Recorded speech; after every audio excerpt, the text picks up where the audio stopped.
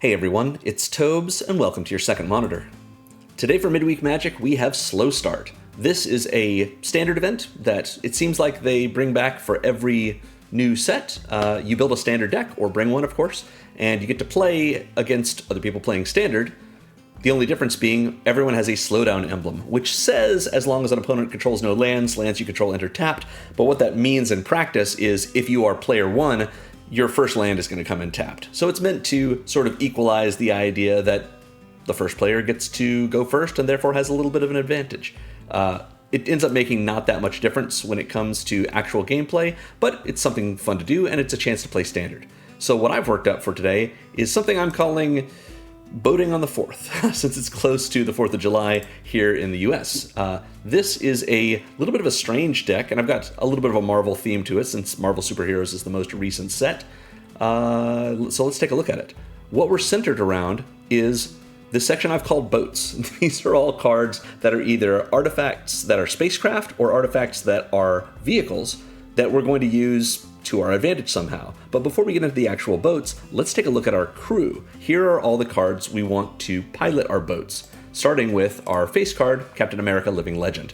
1 white and a blue for a 3/4 legendary human soldier hero with vigilance that says whenever a creature you control becomes tapped during your turn, if it's the first time that creature has become tapped this turn, untap it. So even though this sounds like pseudo-vigilance, like our creatures attack and get tapped and then we untap them, it actually does a lot more for us in a deck that cares about tapping creatures down to crew vehicles or station spacecraft. So Cap is a 3/4 vigilance, so that's already pretty good. But if we were to tap him down, he's still going to trigger his own ability and we'll untap him. All of our other creatures, one from Avatar: The Last Airbender and the other 3 merfolk from Lorwyn, all give us value when they become tapped. So Compassionate Healer is a 2-mana 2/2 that becomes tapped and gains us a life, and Scries. The Scry is very nice in this deck. Similar to that, we have Wanderbrine Preacher, which is another 2-mana 2/2. When it becomes tapped, we just gain 2 life.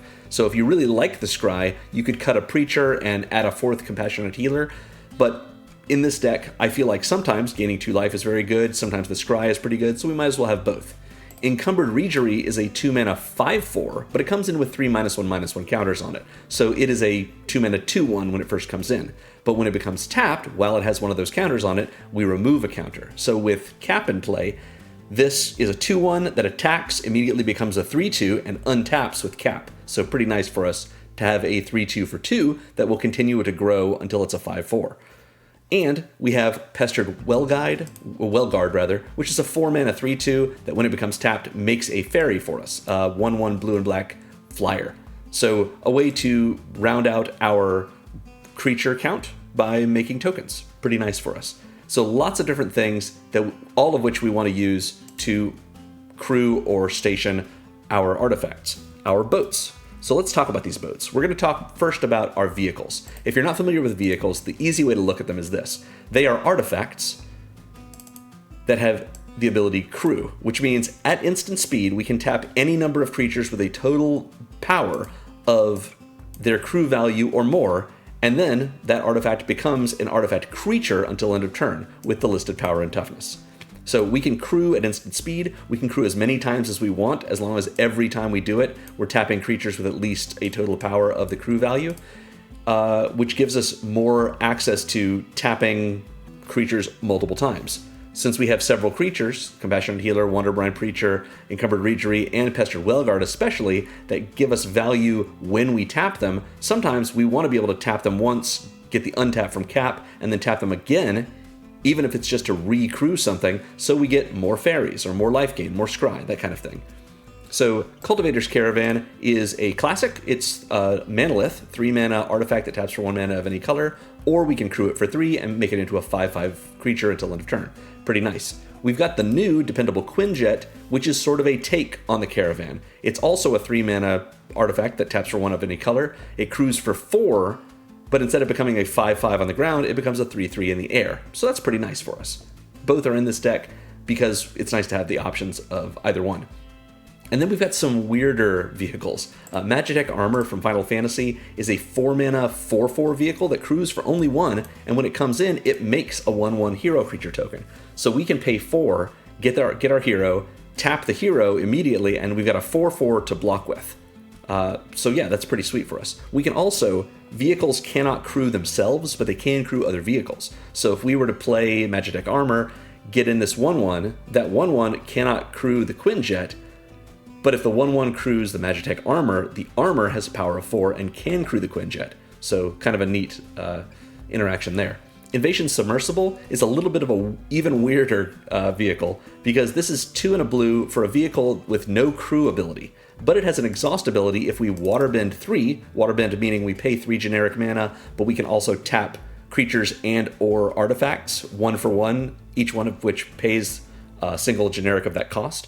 And if we do that, this becomes an artifact creature permanently with 3/1/1 counters on it. So we sort of crew it by waterbending 3, and the crew is permanent, turning it into a 3/3. But especially nice because when it enters, we bounce any other target non-land permanent, which can be one of ours, but usually we're hitting one of our opponents, to its owner's hand. So this is a mana war that can become a 3/3, but cannot be targeted with creature removal until it has done that. So pretty weird, but kind of nice. Even weirder is Spring-Loaded Saw Blades. This is 1 and a white for an artifact with flash that deals 5 damage to target tapped creature an opponent controls when it enters. So this is a removal effect, but we can craft with it, which means we pay 3 and a white, exile it and any other artifact we control or artifact card in our graveyard, and then it will transform. This is something we can do to use up a vehicle or other artifact that we may have in the graveyard or that we don't need anymore. Like if Invasion Submersible isn't that exciting for us to turn into a 3/3, we can just use it to craft the Spring-Loaded Saw Blades and make it into this Blade Wheel Chariot, which is a 5/5 vehicle that crews for 1, so even better than our Magitech Armor. But we can also crew it by tapping 2 other untapped artifacts we control, and that will also make it an artifact creature until end of turn. So pretty sweet to be able to do this Blade Wheel Chariot stuff, especially by tapping other artifacts, because our spacecraft don't really do anything for us other than until they become creatures. So we can tap them down, or if we're tapping down, let's say, other vehicles that we have not crewed and we don't plan to that turn, we can use those to crew the Blade Wheel Chariot and keep our actual creatures available for other purposes.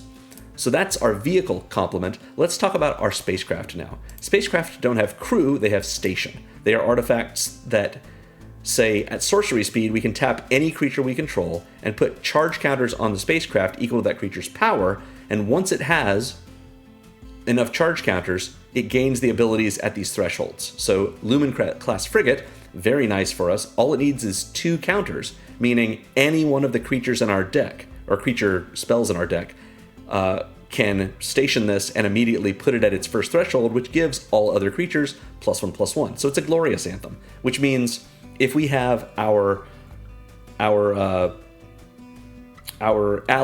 from Avatar: The Last Airbender, the 2-mana 2/2, if it stations this, it immediately becomes a 3/3 because it's getting +1/+1 from the frigate. And if Captain America is in play, it will untap when it stations, and now it can station again that same turn and add 3 more charge counters since it now has a power of 3 thanks to the frigate. Pretty nice. That's why we're running 2 of these frigates in the deck. And I do want to make mention at this point, this deck does not have many rares. We're running 7 total rares and 1 mythic, but 2 of those rares are Temples of Enlightenment. So they're 15-cent Scrylands that are in Foundations. So if you don't already have those in your collection, it's very easy to replace them with just any other tap land or any just basics.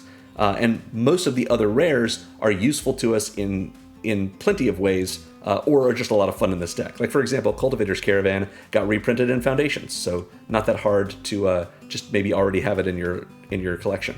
But we've got 2 Lumen class frigates because this Anthem effect is very powerful, and once we get it up to 12 or more charge counters, it becomes a 3/5 flyer with lifelink, and that can give us a lot of value there too. Other ones of these spacecraft are, for example, Rescue Skiff. Rescue Skiff is 6 mana for a flyer, a 5/6 flyer eventually, but when it enters, it lets us reanimate a creature or enchantment from our graveyard to the battlefield. We don't have any enchantments in this deck, so this is just a good way to bring back one of our creatures that may have died, like, hopefully, Captain America. We don't want Cap to die, we just want to be able to bring him back. Specimen Freighter, also 6 mana, to eventually be a 4/7 flyer that when it attacks mills the defending player for 4. But more importantly, when it enters, it bounces 2 target non-spacecraft creatures to their owner's hands, so it's another removal effect. But the most exciting of all of these is Dawnsire, Sunstar Dreadnought, which, if you check the video's description, you will find a link to the video I made for this as an actual paper commander deck, way back last year when Edge of Eternities was the most recent standard set. This is a really cool card, and it's only a 1-of in this deck because this is our 1 mythic. Is it worth building around? Not really in this deck, unless you've got the wild cards to put more of this in it. But when you get it off, man, it's so much fun. This is 5 generic mana for a spacecraft that you have to station up to 10 in order to even get its first ability. You have to station it to 20 to make it into a creature. But its first ability is whenever we attack, not even just with Dawnsire, just attack at all, Dawnsire will deal 100 damage to up to 1 target creature or planeswalker. So if we have an opponent that has a big scary creature, if it's not hexproof or indestructible, it's gone. It's just a scorch mark on the pavement. And once Dawnsire becomes 20 charge counters, which seems like a lot, and it is, but in a deck that has Lumen Class Frigate, which will give that Anthem effect to all of our creatures, and especially has 4 of Captain America's, which lets us essentially station or crew twice with each of our creatures every turn, we only need to have a couple of creatures in play, and we can go from 0 to 20 in a single turn by just double stationing with each one, which will make Dawnsire into a 20/20 flyer. And that's just a lot of fun. Like, again, is this likely to be the thing that wins us the game? Not always. But I definitely did, during my testing of this deck, win with Dawnsire, and it's just a lot of fun to be able to do so. So yeah, this is our deck. We're here to cast our votes, crew them up, and we've got a few other sections that are meant to help us with this. We've got some draw, some removal, some ramp, a little bit of pump and protection, a little recursion, and several different ways to make tokens in this deck. But yeah, that's pretty general stuff for us going on. And for these midweek Magic decks, I've done the thing I usually do with our lands. We've got 20 basics, a little more heavily on white than blue. We've got a couple of Temples of Enlightenment, just as some scry. Again, these are 2 of the 7 rares in our deck, so you could easily cut these for additional gain lands or just basics. And rather than our Tranquil Coves, we're running Avengers Hanger, which is the same card but with a Marvel theme, since we have a little bit of Marvel stuff going on in this deck. And that is Boating on the 4th. So it'll be a good weekend, I guess. A good Independence Day for Americans. Yeah. And that's our deck for today. So we're going to get into our gameplay now. I'll just start by saying thanks for watching, everyone. Make sure to like and subscribe, and I hope you enjoy our Midweek Magic for this week.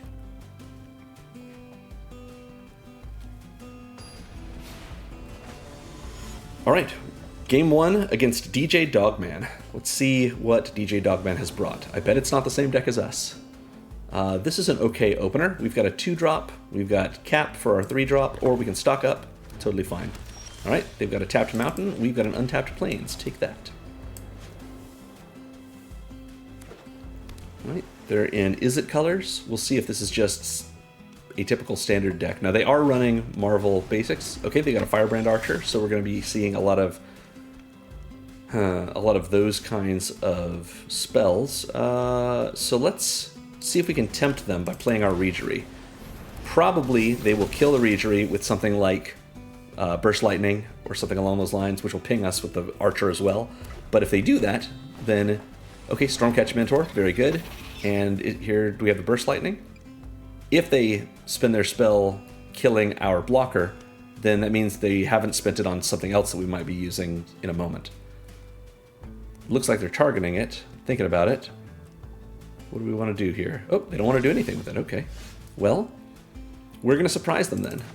Here's Captain America Living Legend. Do they kill the Regery right now? They haven't yet. Do they kill Cap? Surely not. They kill the Regery right now? I assume they do. They're reading Cap. Okay. We get to get our triggers. Here's our last chance to kill the Regery when it has a toughness of just 1. Nope. They can still Burst Lightning or shock it and kill it, but nice to be able to see it at that power. Okay, good. They let it through. Maybe they're holding up for a Flame Slash to kill Captain America. That would be fair. Stormcatch Mentor hanging out. A lot of mousing over their own creatures. Maybe they've got some kind of pump effect. I don't mind if they do.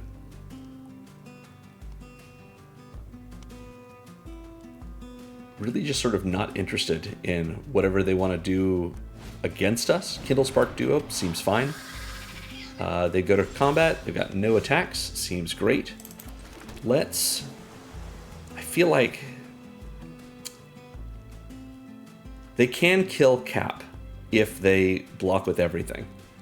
So I'm not 100% on that. So what I'm going to do is attack with our Regery, make it into a 4/3, and then we'll play our Pestered Wellguard next turn.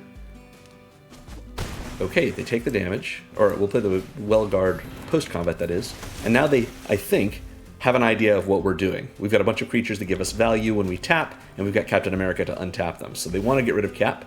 They're going to ping us, which means they've got some spells they're ready to cast. We're going to lose a bunch of life this turn, and maybe one of our creatures. Maybe even two. We'll see.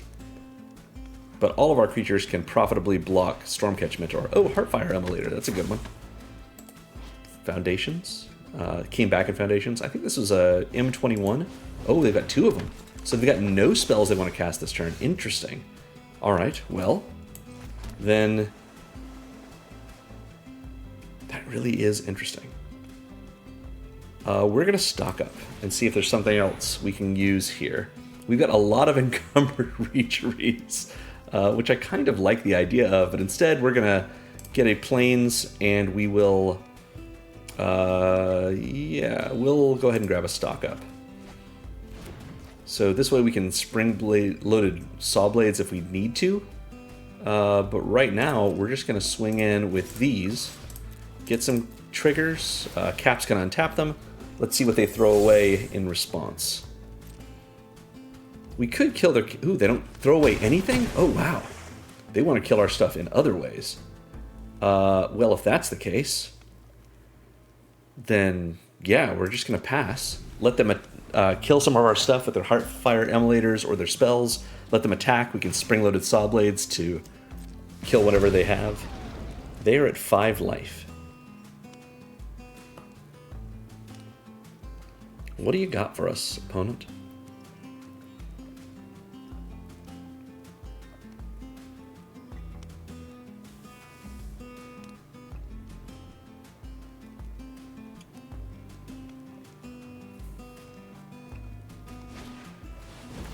Okay, we've got some kind of thing. Scorching Shot, that seems solid. Yeah, I am fine with their Kindle Spark Duo untapping. So we lose our Regery. And we're not going to get another one because we definitely bottomed the other ones. So Kindle Spark will poke us. Heartfire Emulator to kill to kill our Wellguard, probably. Maybe to kill Cap. We'll see.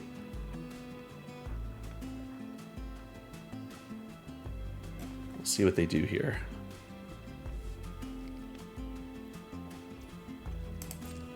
They're going to go to combat, attack with the Emulators, maybe? And then sacrifice one to kill something. Oh, they don't.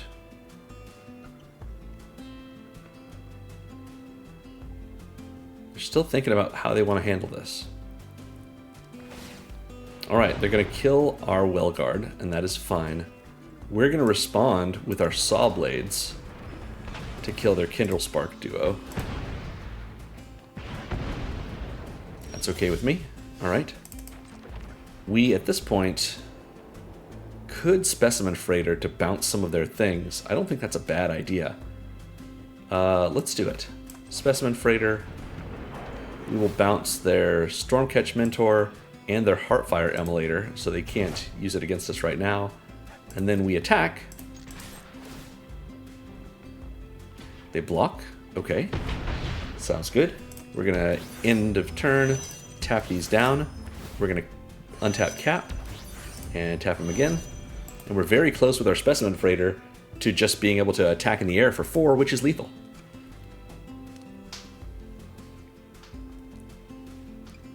Our opponent is a little mana limited here. I don't think that they have a way Stormcatcher Mentor is out. I don't think they have a way to get rid of the Specimen Freighter, and maybe they're just not familiar with spacecraft to know that... Nope, that's it. Good game, DJ Dogman. All right.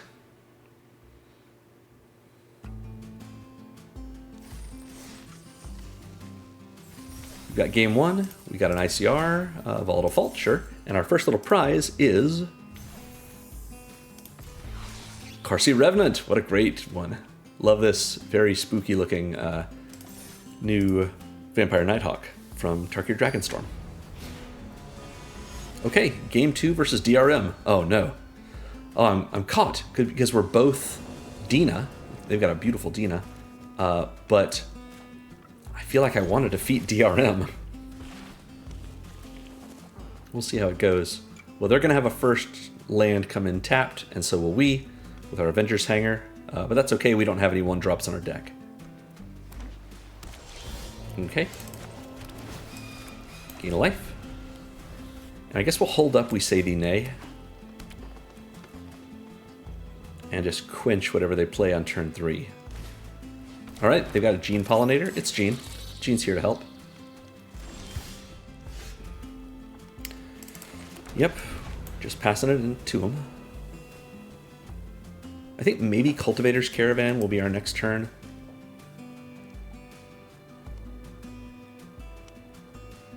Just accelerate a little bit. They've got the Dina sleeves as well. Oh yes, that is not happening. Quenched. They can attack with Gene if they want. They want. Okay. We're gonna Cultivator's Caravan. We can get our Pestered Whaleguard out next turn, maybe, and then use it to crew if we need to as a blocker. That's not bad.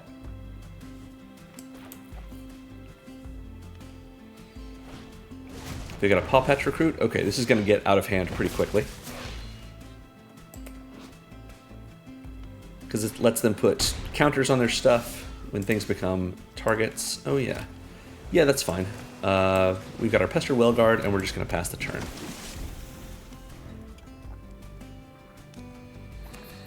Click through so that they don't maybe remember the Cultivator's Caravan. They probably will, but we'll see how it goes. Look at this bunny. So cute. Bloomburrow was not my favorite set, but they did a great job of making it really cute.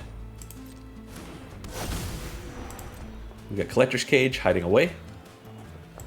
And then they activate it, put a counter on something, and they get to cast that card for free if they have Coven, which presently they cannot make that happen.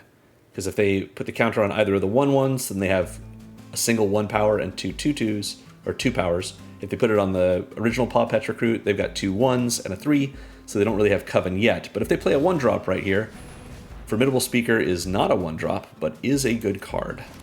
I wish they would not attack, or not use that. Because it's bad for us. Oh, well, they throw away a Seam Rip, which is even worse for us, because that would have been a great way to handle some of our stuff. And instead they find a Balustrade Worm. What in the world? 5/5 Trample Haste, care about Delirium. They can bring it back with Delirium. 5/5 Trample Haste is pretty solid. We're going to crew our Cultivator's Caravan to get ourselves a flyer. That seems pretty solid. We can stock up, but I think what we're going to do is we're going to play this Wanderbrine Preacher. Do we want to do this? Do we want to cap and stock up? That wouldn't be bad. Let's cap. And we'll stock up. We can get the Frigate. And we might as well get a land just to ensure that we have land for next turn.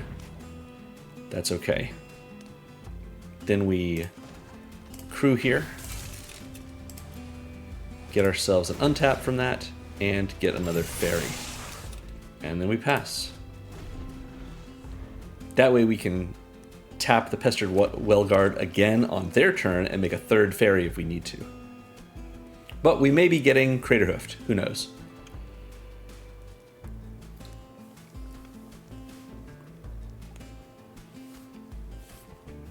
This next turn, we island, Lumen-class frigate, Well-Guard, and now all of our stuff is pretty big. Balustrade Worm, Trample at Haste, that's okay with me. Maybe they come in with it? Yep. Yeah, I'll just take the damage. Not that worried about it. Presently.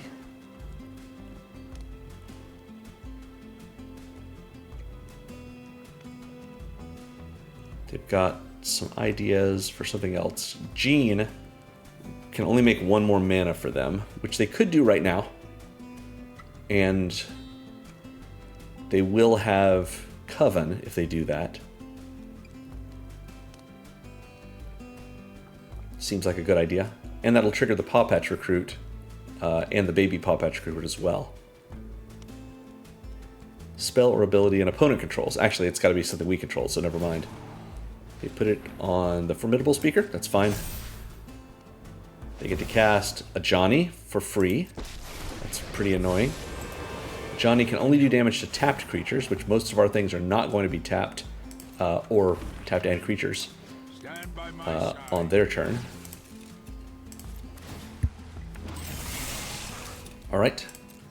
We've got some flyers. We got a new cap. Let's do this. Do we kill a Johnny? Probably. We'll play Lumen-class frigate.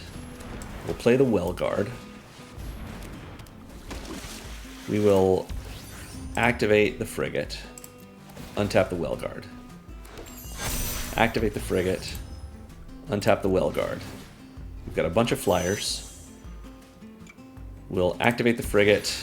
Untap the brand new friends. Kind of lost track of which one it was. That's fine. We'll just do... We'll leave it for a minute. And then we will swing in. Kill a Johnny.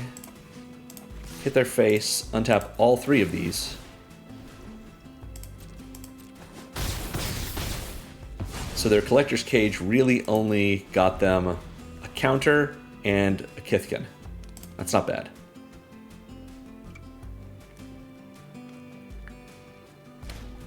They've got Brigid, that's good. They make another Kithkin. And they can make a lot of mana next turn with Brigid, because she flips into a Mana Dork that taps for mana equal to the number of other creatures they control. That's pretty cool. Alright, they go to combat. They attack with the Worm. Let's find out. They do not. So we're going to crew with the Well-Guards.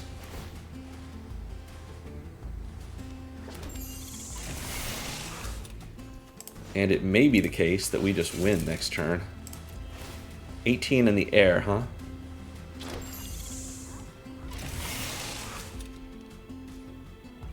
We've got 17 in the air next turn.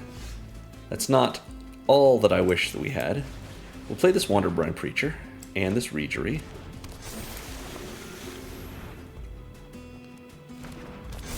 Let's go ahead and frigate.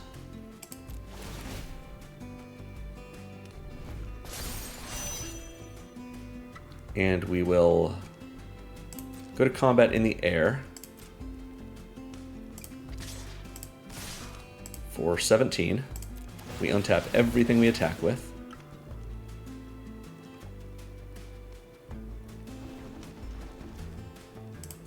Swing right in.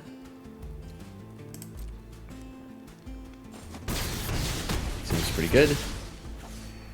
We will use the frigate to tap our Well-Guards and our Preacher just to get a little bit more value prior to next turn.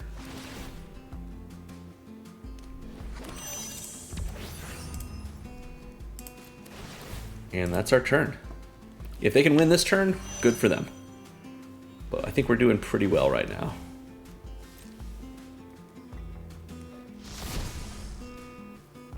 They've got a lot of mana with Brigid.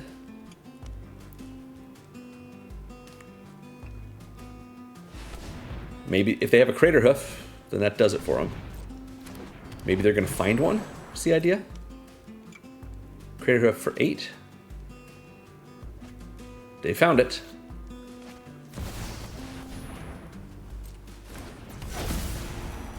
That's pretty big, and that will kill us. We're going to Cultivator's Caravan.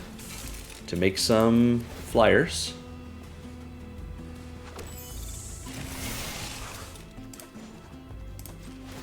Don't think it's going to matter, but we're going to do it just in case.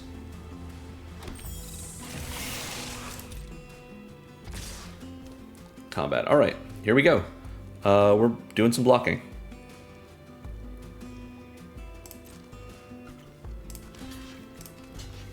Doesn't really matter where we block, just so long as we're not blocking too many creatures on any one particular creature. I don't think this is anything other than tilting at windmills, but it's fun to do. Can't hurt. Right there. And then that's all of our friends. So we Cultivator's Caravan with our Wanderwine Protector to gain a little more life. We do this again here with our Encumbered Regery to soak up a little bit more damage and then give them a good game. Unfortunate that we weren't able to defeat DRM. I think we all, in our hearts, wanted that to happen, but it is what it is. Yeah, good game, DRM. We did as much as we could, but can't beat a Crater Hoof if that's what they've got. I mean, you can, but, you know, we did not.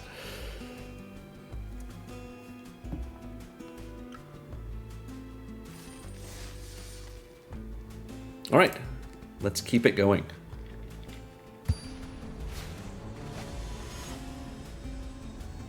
It's Game 3 versus Raphael, the format All-Star.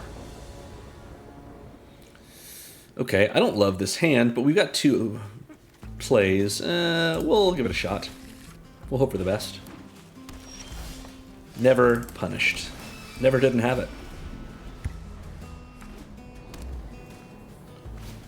They've got Momo. Momo's pretty dangerous for us. Deep Cavern Bat is going to take away probably our Wanderbrine Preacher, but maybe not. Maybe Stock Up or Suki. Suki? Suki. There you go. This isn't True Blood. Oh, they take away our removal. Okay, well, suits me. Wanderbrine Preacher it is. They've got flyers, so we can kind of attack with impunity, assuming they're not gonna hold back. Case of the Uneaten Feast to give them life gain, so they're... Alright, now they're gonna take Cap. And as long as they... Okay, they can cast something from their graveyard if they've gained enough life. Oh, they didn't take Cap, they took stock up. Seems fine. Cap it is. We will attack, gain back our life, untap our Preacher. They take 2.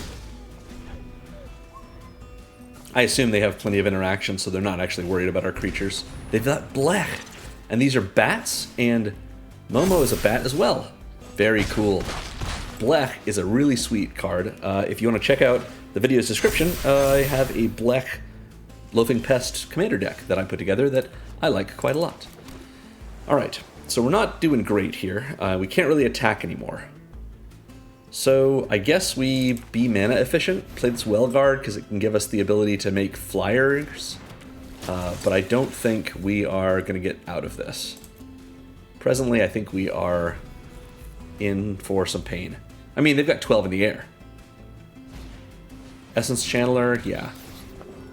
Blech is going to go off and make it lethal. Good game, Raphael. Oh, we got a Rune Lurker Bat too. Why not? Sure. Blech is a cool card, as you can see. Yeah. Oh, we're gonna block. Good game to you as well, Raphael. Enjoy the dog. Great. All right, that's how it goes.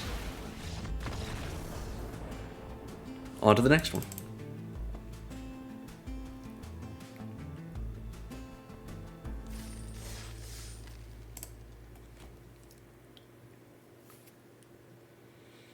I like these little blurbs about Marvel heroes. It's nice to be able to be reminded.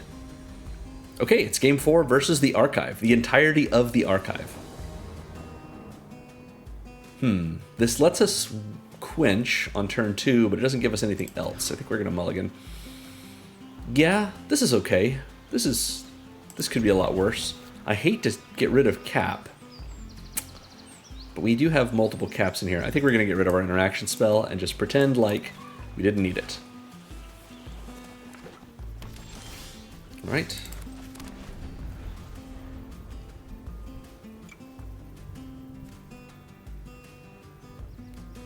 Lindblom, huh? All right. Well, we're going to play this Regery. See if they're in blue. They're not. Do they have a shock? Looks like they do. Yep, combustion technique. Oh no. Is it lessons? It might be. Huh, never mind. Maybe not. Well, we'll just pass and hold up Aang so we can airbend whatever they cast, or at least flash him in the instep. Resonating Loot, great to airbend. They can get that back later. Avengers Hangar, we will play out our Cultivator's Caravan just to have a little acceleration there. Because if we draw another 2-drop, we can play it and cap, and that would be pretty nice. Resonating Loot comes out, all of their lands now tap for 2 mana of any color, but only for instants and sorceries, which of course is what their deck is full of. Iroh's Demonstration, that's a good demonstration. Appropriate to have an avatar card kill the avatar, I guess. Kind of sad, but there it is. Ill-timed Explosion. Just to draw some cards, that's fine. If we want to bounce their Resonating Loot, I suppose we can. We're going to play the Wellguard, though. Use it to crew the caravan, make ourselves a ferry, and attack for 5. That's not terrible.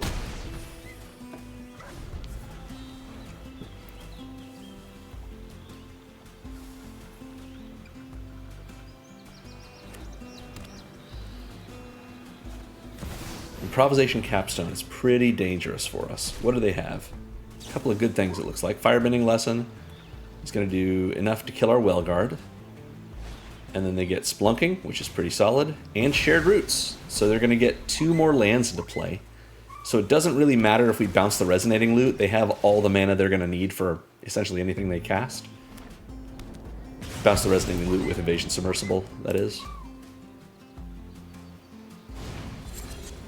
They've got a hero that is a 9/9. That's a big hero. Yeah, let's...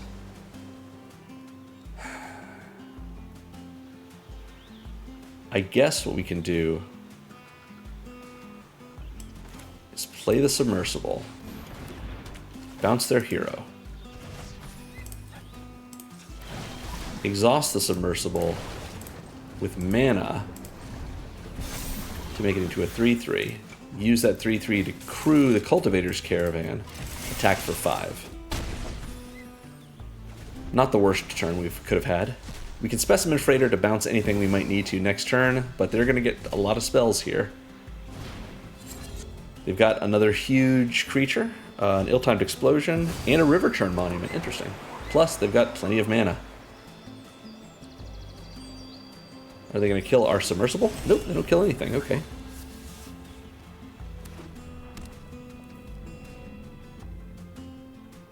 Yeah, I don't think we're going to win this one, but I think we're putting up a pretty okay showing so far.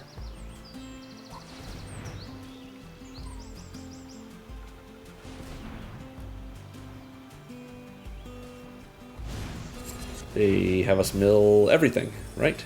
Yeah, because River Churn Monument goes off, and then we've milled our whole library. Give them a good game. That's the end of us. And we're done. Good game, the Archive. Can't fight the entire Archive. Okay, we're going to keep going. Going to keep boating. All right, it's Game 5 versus Gavin, a young Avenger. Oh, nice. This is fine. Hopefully we draw a third land by turn 3 and can play Cap, but we've got our Regery, we've got our Compassionate Healer. We'll play the Healer first so we can get some scrying going on. We got all of our stock-ups in hand. Sounds good. Alright. Do we draw a land? We don't. That's fine. We will attack with our Healer, find a land. Not that. Let them block if they want. And we're going to hold off and hold up our Quench if they've got something cool that they're ramping into. Looks like this might be the Foundation's Gruul deck, which is Power Matters. So if they're playing Ruby here, then we may not quench that. But if they're playing something big, Spinner of Souls is worth quenching. They can get in for one if they want to. We'll give them a Love Hedron for that. Let's play a land. Let's play Cap. And attack with our Healer. Get another Scry. Hopefully find another land. We found a land. It's a tap land, but it's fine.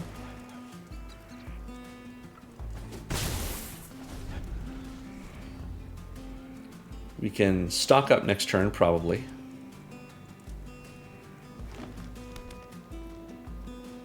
Let's see what they play. Maybe they've got a big creature? I don't remember if there's some kind of landfall package in this deck. Nessian Hornbeetle is very nice for them, or it will be once they have that. There we go. Now we can't gain life, and they're going to get a bigger beetle every turn. Well, let's go ahead and stock up. Maybe we have something better than what we were going to get. I think Crashing Wave might not be horrible for us. Our Wellguard is very strong. We can go over the top. This gives us a way to consistently keep tapping things. But maybe if we're getting all these off the top of our library, we don't need something like that. Yeah, I think we're gonna have the blue mana to do it. So we're gonna get our Wellguard and Crashing Wave. We will play Avenger's Hanger just as a land. We can't gain any life. That's okay. We will pass the turn. Crashing Wave can let us tap down whatever we need to tap down, which will probably be their big stuff, which might be the Hornbeetle. Oh, they've got Garruk's Uprising, so they draw a card, and everything they have has Trample now, so that's pretty dangerous. They've got 2 more mana, and they're going to have a 4/3 and a 4/4. Axguard Cavalry, pretty sweet. We are not going to block.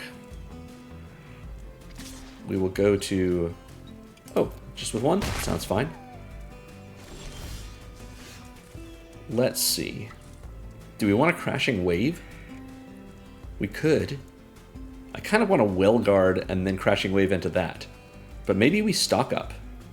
Yeah, maybe we stock up. If we can find a blue source, we can also Crashing Wave this turn. We found a blue source. Great. And we can... Ooh. We can bounce something with our Invasion Submersible, but I think I would rather be able to destroy their Garruk's Uprising. That seems pretty good for us. So Crashing Wave is a sorcery, unfortunately. So...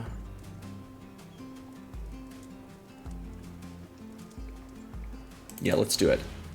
We're going to Waterbend for 2, get the Cindermaw and the Hornbeetle. Cap will untap both of our creatures. We would gain life, but we don't. We're going to put the Compassionate Healer on the bottom because we want to keep going for land. We're going to tap this down for a little bit and the Beetle down for just a little bit less. And then we go in. Compassionate Healer, yeah, we'll take another Cap just in case, because we can always stock up next turn to hopefully find another land. Oh, okay, they don't sacrifice their Cavalry. We want to Requisition Raid and get rid of their Garruk's Uprising. So that's 2 of our mana, so we've got 3 mana left. We can use it to stock up. Seems fine.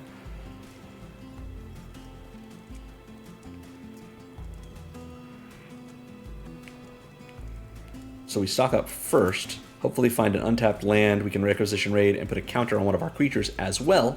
That's not horrible. Beastkin Ranger. So something that's going to become higher power, but isn't right now. Mild-Mannered Librarian, sounds fine.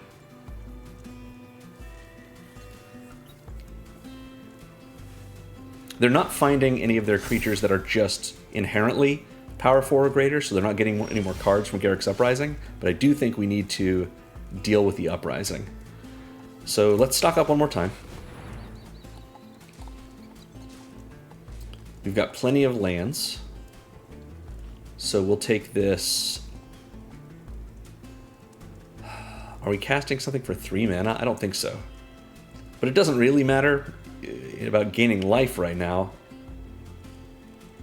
But yeah, we might as well get this and the Water Brine Preacher for next turn.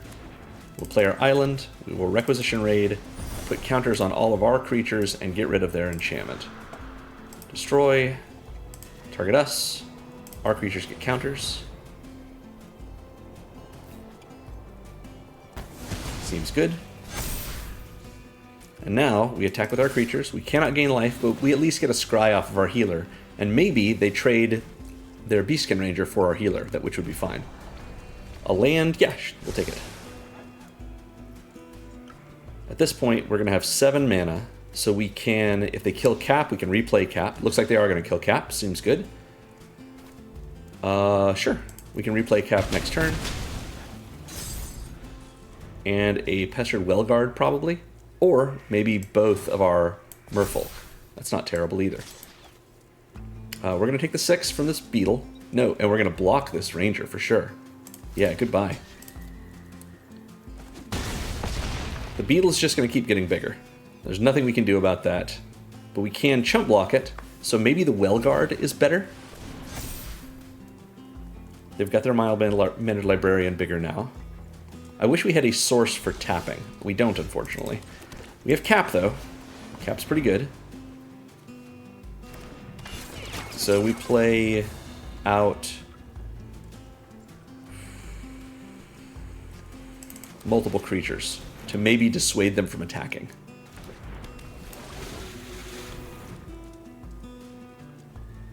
At this point, what we do is we block the Librarian with Cap, we block the Cindermaw with both of our creatures, both of our 2/2s, or 2-power creatures, that is.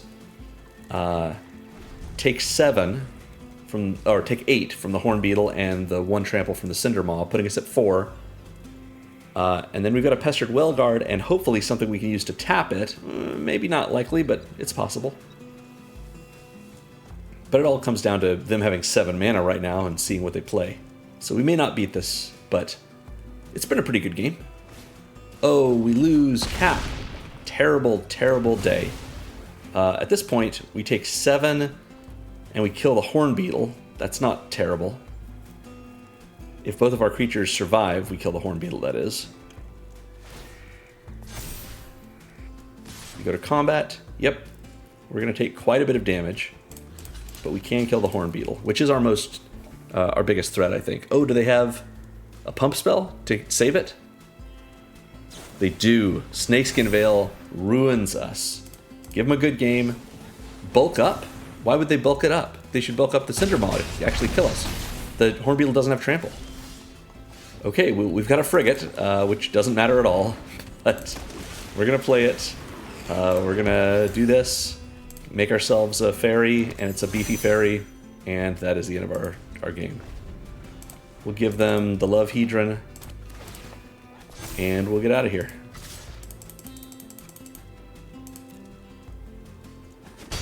Good game, Gavin.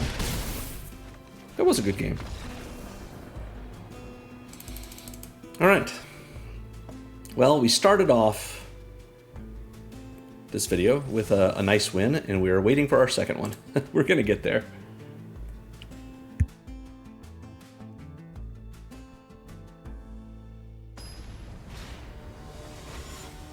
Okay, it's game 6 versus Guimaleo. Guimaleo? Not really sure. This is fine. We've got a 2, 3, and 4. And we've got Requisition Raid if we need it. Oh, Backstreet's back. Is it Backstreet's black and white? Maybe that's the way we want to think of it. Now that song's going to be in my head for the rest of tonight. Nice. Taking a long time to consider their Surveil. Okay, you've got a tap land.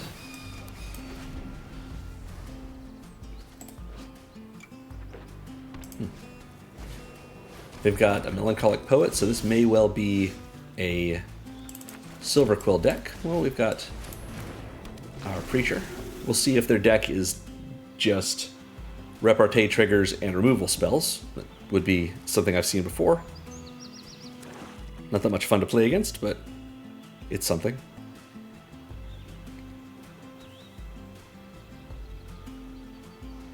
What do we got? Is it a Stirring Hope Singer? Lecturing Scorn Mage. Okay, that's a pretty good one. And now something to trigger repartee. Kill off our Winterbrine Preacher, maybe. We go to 18. Oh no, Honor. Okay. We are not going to block. Go to 17. We will play Captain America and see if they're willing to trade the Scorn Mage. I bet they are, because I bet they have another repartee trigger. But we gain 2 life in the process. That's okay. Nope, guess not.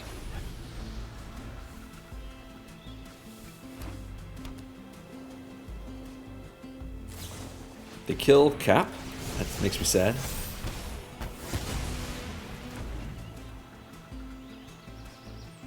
They have another removal effect, or do we go to 12? We'll just go to 12. That's alright with me. Crashing Wave is pretty good for us to use for lots of reasons. I think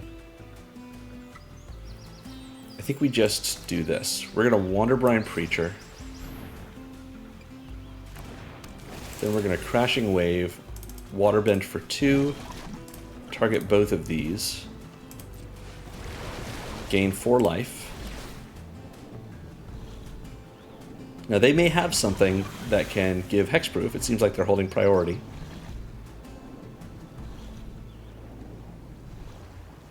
Now's the time to use it, if they've got it. But if they can't give hexproof to everything... Okay, that gains hexproof, that's fine. We're just going to tap this down as long as we can.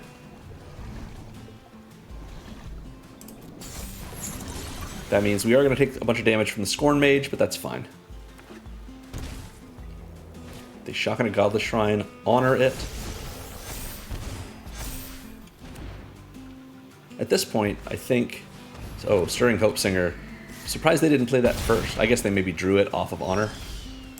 We've got a Quinjet, which I think we need to play, unfortunately.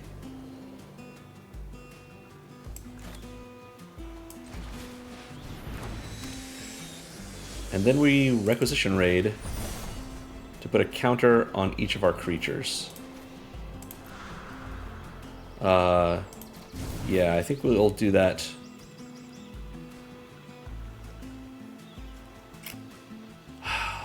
It's a shame, because I don't think it helps us either way.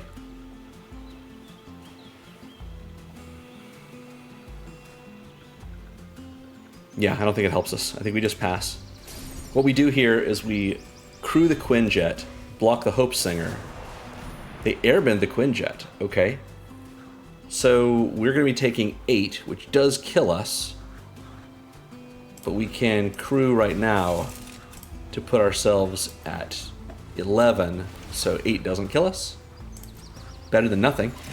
You can replay the Quinjet. If they've got something to pump themselves up, maybe we die. Oh, they've got an Informed Inkwright, which is still scary. I don't think we're going to win this one, but we're not as bad off as we could have been. If only we had one more mana. It's a shame. We replay the Quinjet. It can fly. We can play this Compassionate Healer, which can also gain us life. And that's all we can do. Let them come on in. We're going to block... Yeah, we're just going to block with one of our Preachers. Let it crew. Everything crew. We'll gain 5 life. And scry 1. For Rescue Skiff, what do we have in the graveyard that we might want? Probably Cap, but we can't actually cast it. Oh, we don't have to cast him. It just comes back. That's pretty good. No, we can't cast the Skiff. That's what I'm thinking of. All right. Unfortunate. Didn't have 6 mana. Alright, they're done. We've got a Pestered Wellguard. We've already seen several of those, unfortunately. But it's fine. Yeah, we'll play it out. We've got some sources of additional blockers in the Wellguard. That's not terrible for us.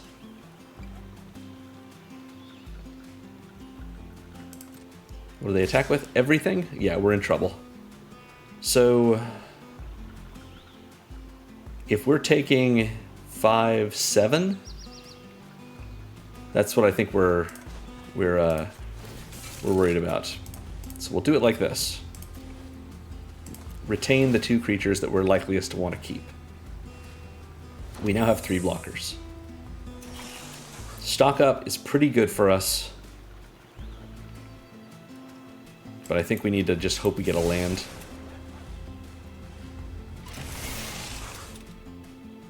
And we block like this. Boom, boom, boom. I know this is going to blow us out. Actually, if it's going to blow us out, we'll do it this way. They need 2 different spells or a spell to target the Hope Singer to not lose the Hope Singer this way. I assume they have one, but we're going to take a chance. Spectacular Tactics will do it. Give them a nice. We are taking 7. We're not dead until they cast another spell. They don't. Great.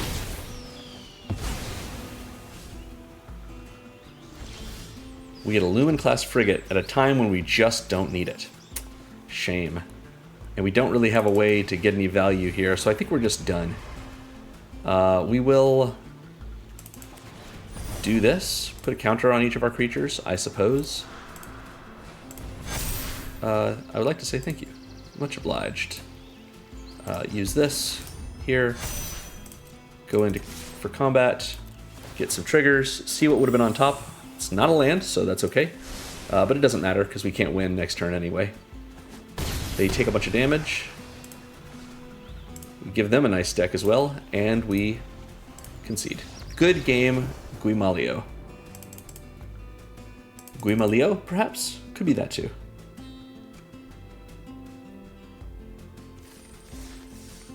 Alright.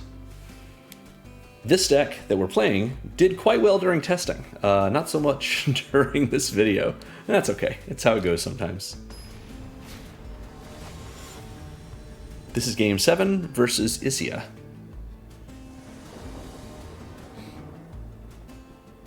We have not the best hand in the world. We have a somewhat better hand. That's fine. We can put away one of our planes. One of our planes. There we go. Start off in white.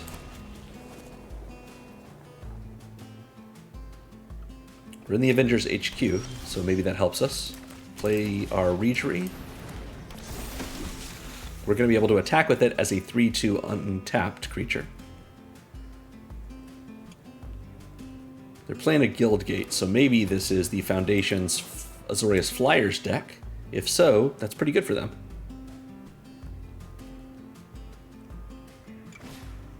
Looks like it might be, yeah. We're going to just go with our plan and just sneak in 3 damage. They're not going to chump with Giada. Yeah, because they want to get the value out of casting Angels. Yeah, of the Foundation's 2-color decks, the starter decks, I think the white-black one is the most powerful, but this white-blue one is pretty solid.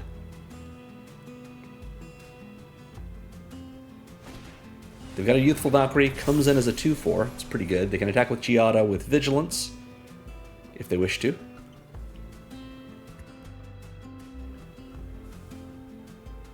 Maybe they don't realize that they... Okay, they've got it. We've got Cap still. So let's attack with both. Yeah, might as well. Maybe they'll think we have a trick, which we do in the form of Aang.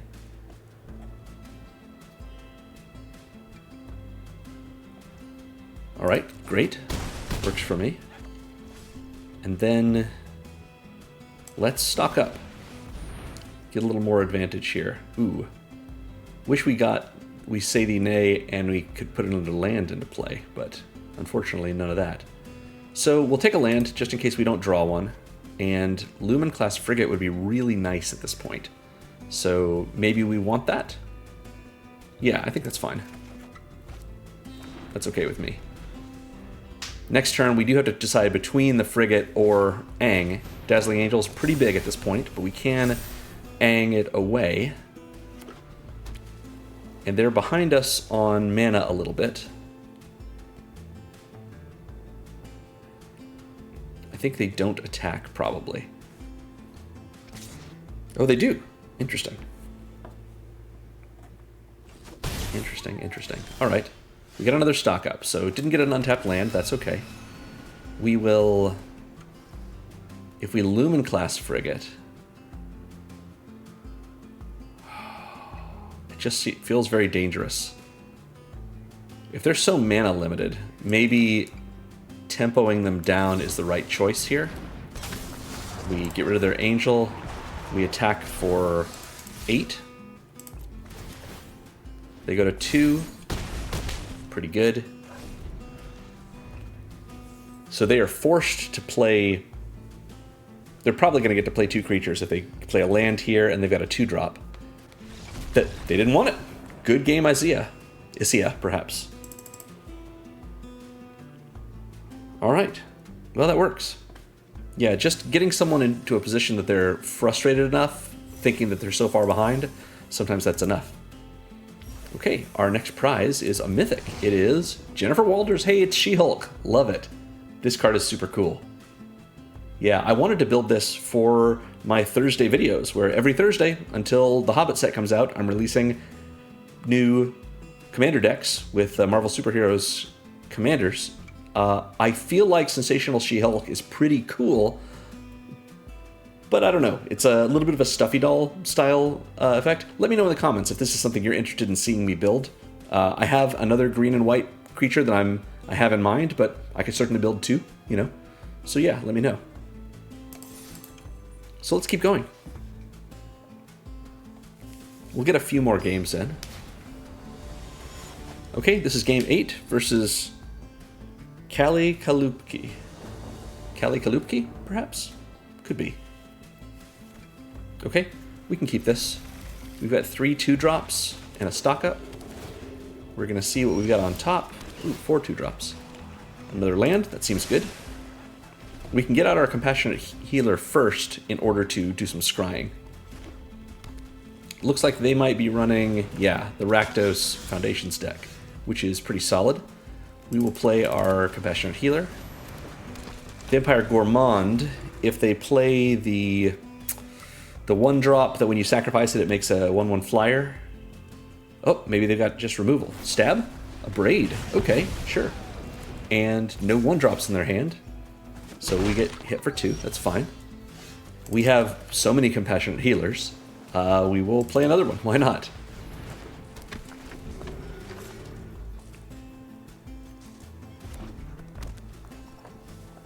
Maybe our opponent will think we are mono 2-drops that tap and gain us life.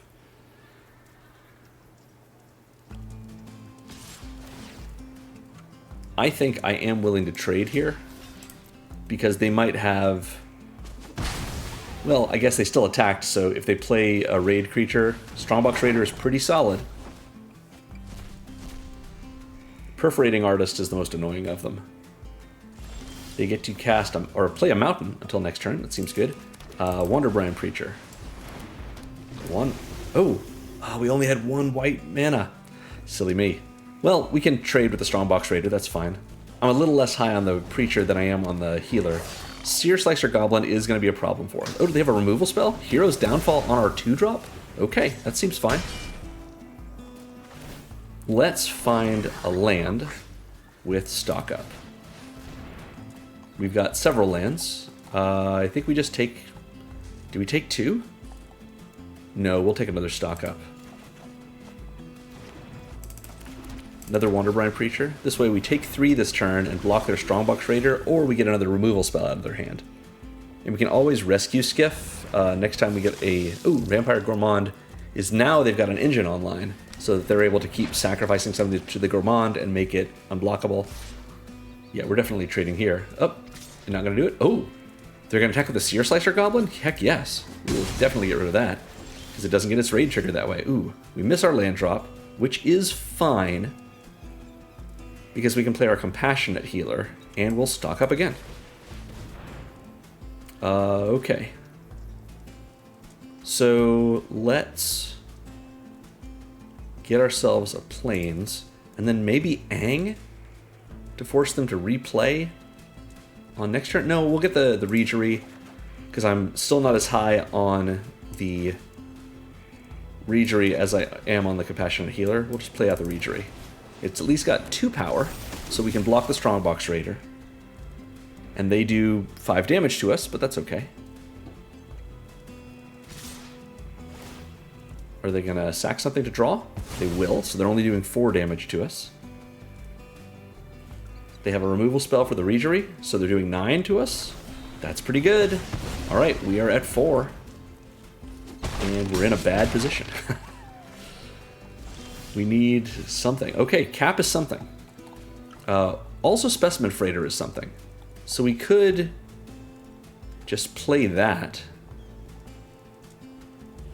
and be ready to take 2 next turn. They might have a Burst Lightning. I think we got to go for it. I think we got to go for it. We will lose the Raider and the Gourmand, since the Ghoul only costs 1 for them to recast. Let's see what they do here, because they might just Burst Lightning us with the Ghoul and we're dead.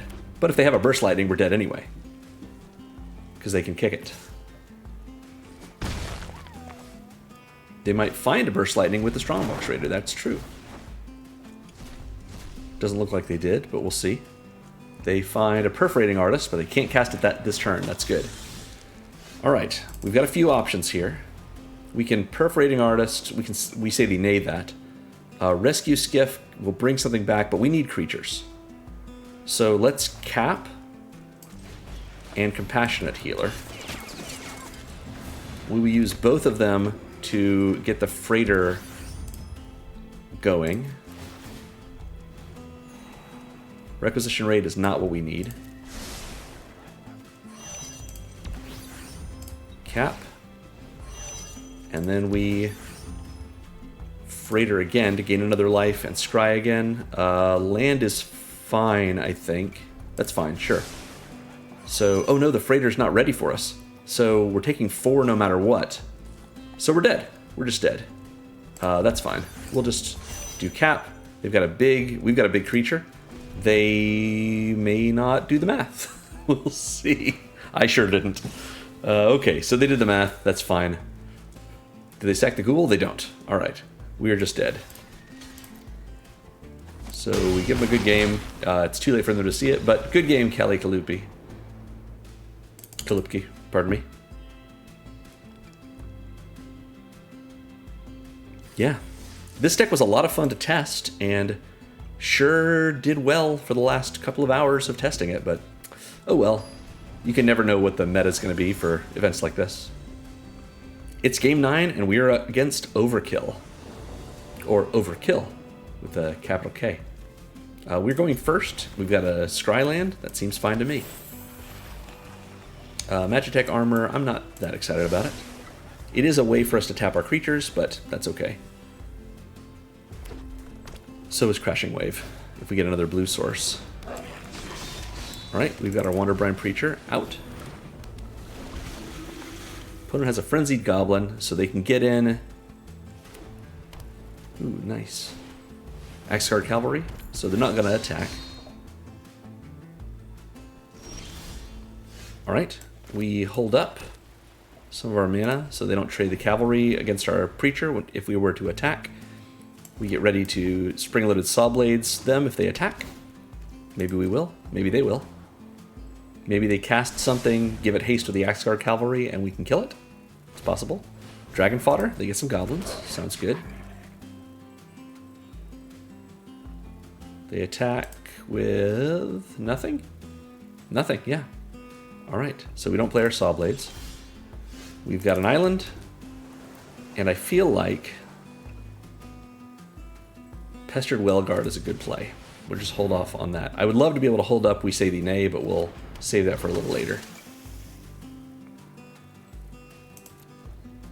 Either of these creatures can die to a Burst Lightning or anything along those lines, a Lightning Strike. I don't know if this is just the Foundation's Boros deck with different land arts. It looks like it is so far. What is this? 13 damage? And they want to make it so one of our creatures can't block?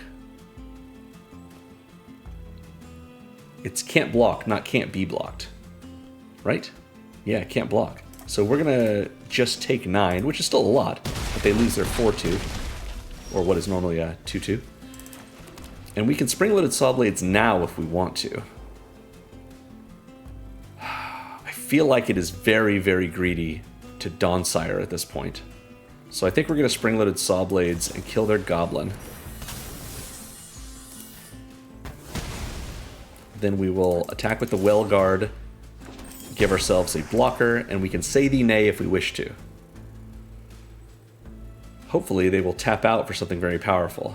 Maybe like a Heroic Reinforcements? That would be great.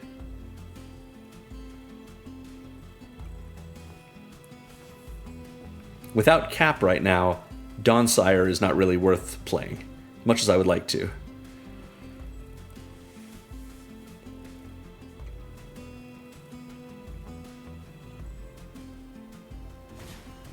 Cranko, We Say Thee Nay.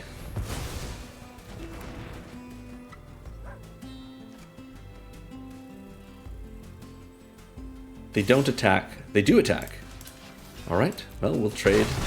Take a point of damage. We've got Cap. Amazing. So we'll play Cap. Attack like this. Get ourselves a flyer, and we're all set. We're all set to Dawnsire this next turn. We can't quite Dawnsire. We can. We can, because we tap the Pestered Wellguard twice. We've made 2 fairies, and it's at 6. We tap one of those fairies twice, it's at 10. We attack with a fairy and kill whatever they have with the Dawnsire trigger. Then the next turn, if all of our things survive, we can do the same thing again and attack with Dawnsire. This is Magical Christmas Land, but who knows? Sometimes Christmas comes once a year.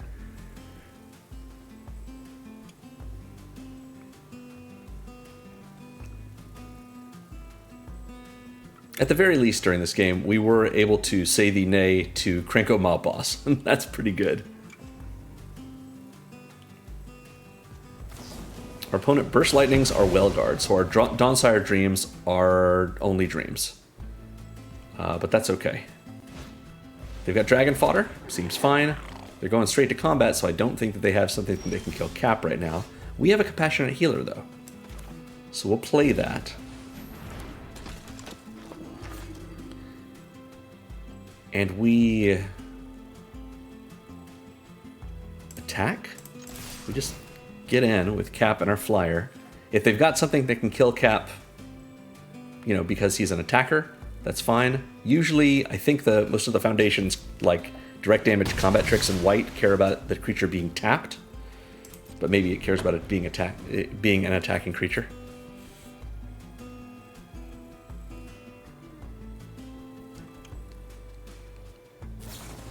Celestial Armor. Okay. Hexproof and indestructible until end of turn, and +2/+0 and flying. So that's not great for us, but we can certainly tap it down next turn. We'll tap down both. Or we could just kill it. That's true too. Yeah. Let's... Oh, we didn't kill it because it had indestructible. Silly me. Let's attack with both. Gain a life. Do a little scrying. Land is okay, because then we can get Dawnsire out soon. That's fine. I would rather not Crashing Wave at this point, but I think we ought to. And we will have X = 2, sure. Hit both of our goblin friends. We will Put the counters like so. We tapped down our spring-loaded saw blades to do that. That's pretty good. We don't have any artifacts in our graveyard, so we can't make it into the Blade Wheel Chariot yet, and we may not be able to. Is this Wayne Reynolds? Yeah, it is. Awesome. Valor stands to kill Cap. What a sad day. So, Plains, here's Dawnsire. Wish we could do something with it. I think it's worth just attacking. Get them down by 25%. We've got a Cultivator's Caravan. It's not what we need. They're going to do 4 damage to us here, at least. This is going to be a close one. Fanatical Firebrand can kill the Compassionate Healer if we keep attacking with it, assuming they do not attack with both. They did, though. Okay, we're at 10. They could have moved the Celestial Armor, I think. We've got Cap again. Great.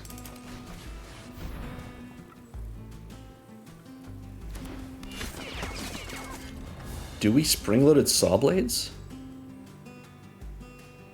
And eat Dawnsire to do so? We could. What a shame. Alright, let's attack with our healer. Just do a little damage to them. Gain a little life ourselves. And I think we risk it. Oh, they've got a response. We've got We Say Thee Nay on top. I think we need to look for a creature.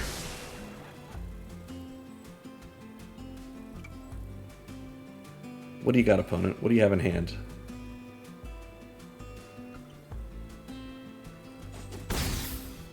Alright, we're going to Dawnsire a little bit. Cap will untap.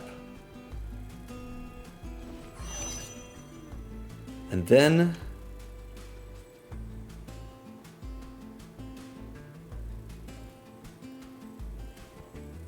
yeah.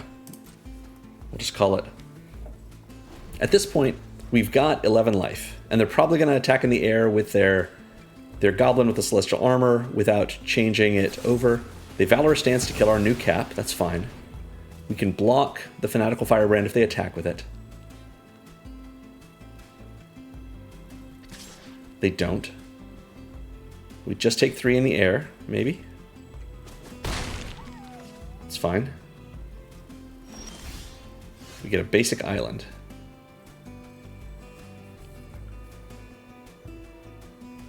I hate to lose Dawnsire, but I think it's the right choice at this point. Let's craft.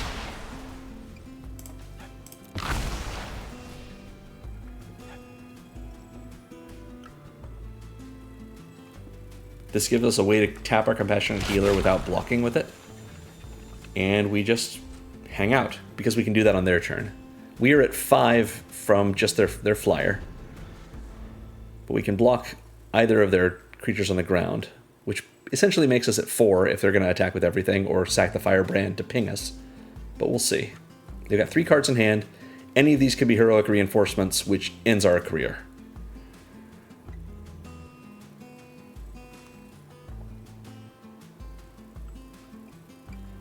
Fanatical Firebrand.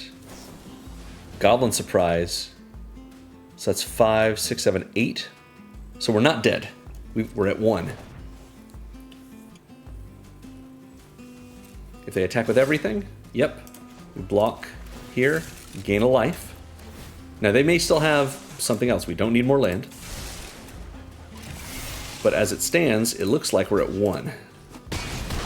Which means we've got to win this turn. But if they don't have any more creatures, then we do win this turn. Gain another life.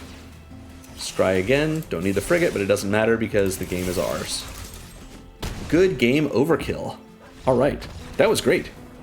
A lot of back and forth there. Real close. Love playing against that Boros deck because it's so fast. It can really end games quickly, which means you get to play again.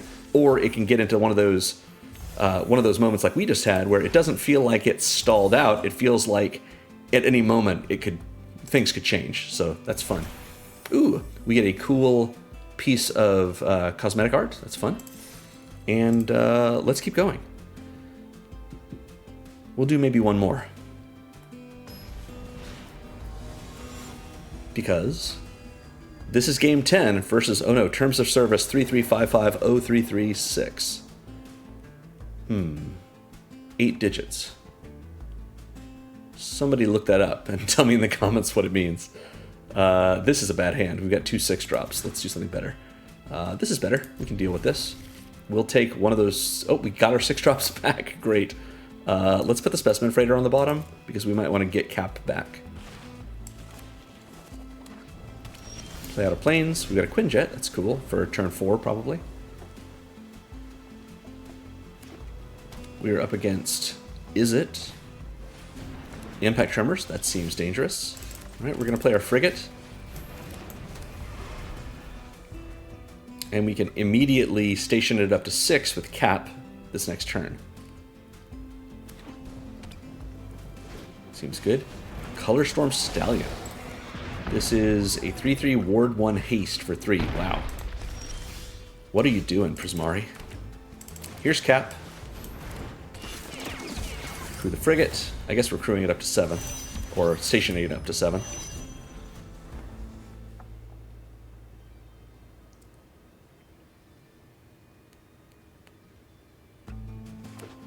Next turn we can Hangar and Quinjet and use Cap to get our frigate out and attacking. And because it will be a creature, it'll untap when it attacks. Assuming, of course, Cap survives, which it looks like he's not going to, as himself. That's okay. Quinjet crews for 4. Yeah. Are they just going to kill Cap? Oh. They 2-for-1 themselves just to kill Cap? Okay. Well, alright. Maybe we've got some other good creatures we can get out here. We've got Aang. Aang's a pretty good creature. This has got Ward 1. Ward 1? Yeah, so we can get rid of it if we need to. Which we can do with Aang if we wish. Let's set ourselves up to do that. Let's just pass.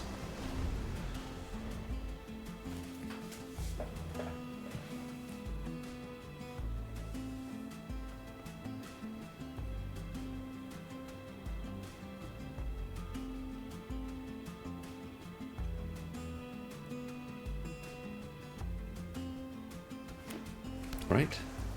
They've got 5 lands. We will have 5 lands on our next turn. Splatter Technique. To draw 4? Wow. That's pretty good. They make a token copy of this creature? I don't think so. We will pay the ward, get rid of it. I think they get the copy no matter what, since it's already on the stack. It's true. But we can block it with Aang, so even though it's got haste, it's not going to help them that much right now.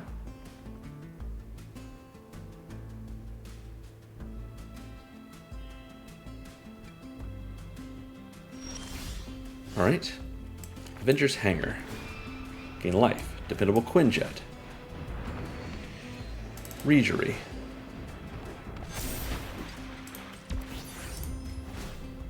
Station the Frigate. Station the Frigate. Attack with the Frigate. 3 life. We're both... Or I'm at 15.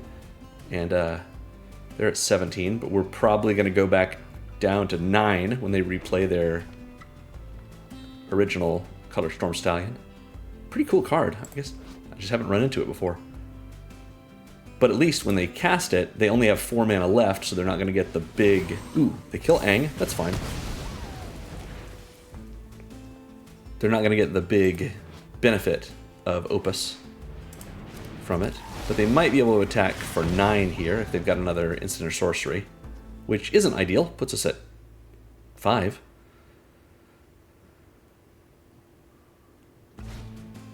Iro's demonstration to kill our Regery. Interesting. Okay, well, that's fine. Because we can definitely get back Cap with our Rescue Skiff this coming turn. If that's the better choice for us. Maybe Aang is the better choice. Then again, we can't pay for the ward, so... I think it's Cap.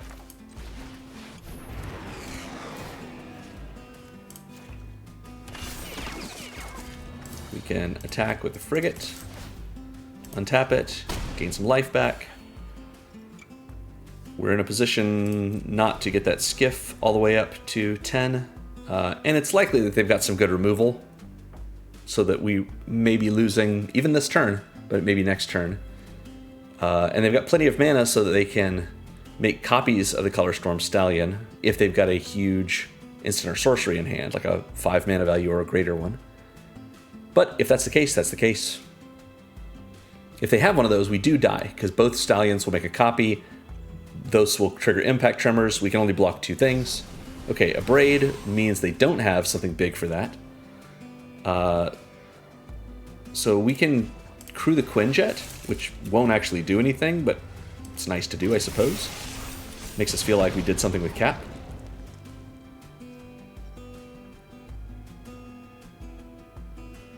And it forces them now to consider if they're going to use their removal spell on a creature that's tapped anyway.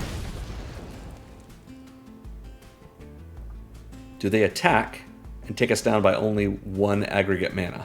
They don't. Great. Avenger's Hanger. We've got a Wonderbrine Preacher. We are going to attack in the air with our Frigate, because we can untap it when we do. Then, do we want to do the Skiff as well, perhaps? Quinjet requires 4. We might as well station this up, at least somewhat. And maybe it's better to just go ahead and use it. The Preacher gives us more life, and we've got a 6/7 that we can block with. I think we're doing okay. Alright, they've got quite a bit of mana now, though. 8 mana, so they can definitely get more Color Storm Stallions. Improvisation Capstone is horrible for us. Wow, that's bad. However, we're in a better position than we were before, so this is okay. We might get out of this without too much pain. Nope, Splatter Technique is going to absolutely wreck us. That's terrible. Imprisoned in the Moon on Cap, on our Rescue Skiff, on our Frigate. The Frigate would be horrible. Rescue Skiff, I'm happy for them to choose, rather. Splatter Technique, 4 damage to everything? Probably not. Maybe they will just draw 4. Yeah, that makes sense. Yep, they're getting all this. All of this. Wow. That's a lot of danger. I don't think we're dead, though. Not yet. We might be pretty close to dead, honestly. But if we block both of their 4/4s and they're attacking with everything else, then that does put us at, what, 4 mana? Or 4 life, rather? Could be worse, but could be a lot better. Do they swing out? Do they count it up? Do they just attack with the 5/5s? That would be pretty bad for us. Just the 5/5s? Pretty horrible.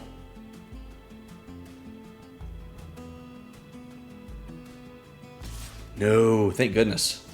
Oh, never mind. Nope. Well, they're thinking about it. Okay, that's fine. That puts us at 4. We're dealing with it. Or do we want to kill the Paint Mage? I think we want to kill the Paint... No, we have to... We don't have to. This will put us at 1. This will put us at 1. That's fine. If I'm doing the math right, and I sure hope I am. We go to 1. Yep. Alright. This is our last hope. It is a basic land. That's not very hopeful. Alright, well... 4, 7... 8, 9, 10. We're 1 short. Unbelievable. But we gain a little life. I guess that's fine. Swing with everything.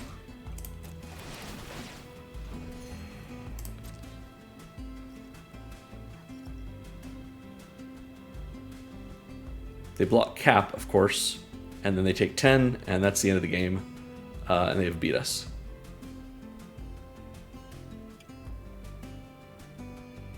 Yep, they see it. We can at least block 2 of their things, and we'll gain life when we do, and we just gained life from that, so maybe we're not dead, but they've got Improvisation Capstone right now, so I don't think it's going to go well for us. But we let them play it out. It's fine. I want to see what kind of wacky stuff they get up to. I love a blue-red deck, so sure.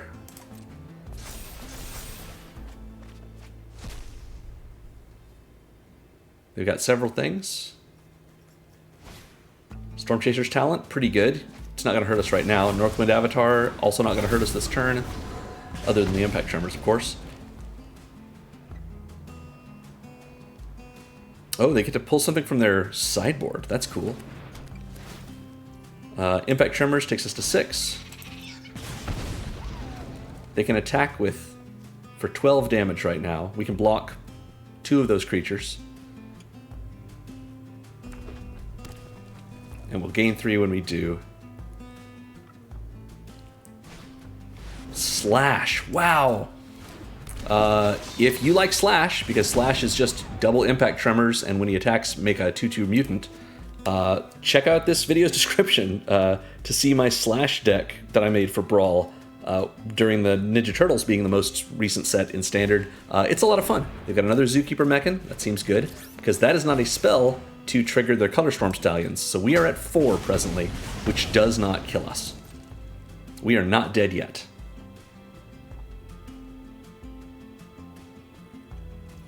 Okay. If this is a land, I'm going to be so sad. It's not. It's a stock up. This might be something we can actually use. Let's find out.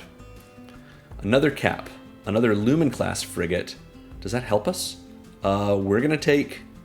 If we take Lumen class frigate and Magitech armor, we can't cast both, can we? That's a shame. So we need to just take one of them, I guess. It's not Magitech armor. It's the frigate, for sure. And then we'll take Temple of Enlightenment, I guess, as a backup. Is that right?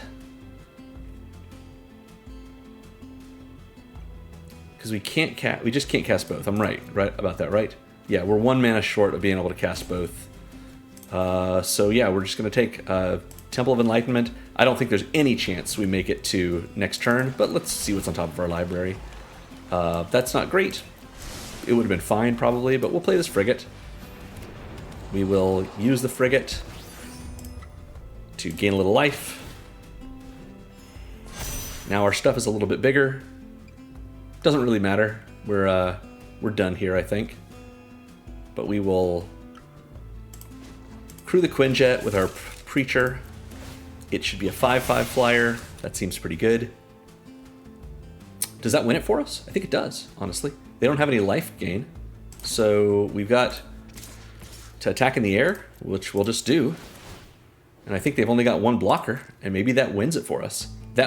I'm stunned if that's what happens. They don't have any other... They've got 1 mana, so if they have an unsummon, nope, they don't even block. Incredible. Good game, Terms of Service 33550336. I did not expect us to win that one. Oh, wow, that pulled it out at the very last minute. Just shows you the power of stock up, truly. Well, that was a great series. I had a lot of fun. We didn't win all of them, or even most of them, but we had a good time with it.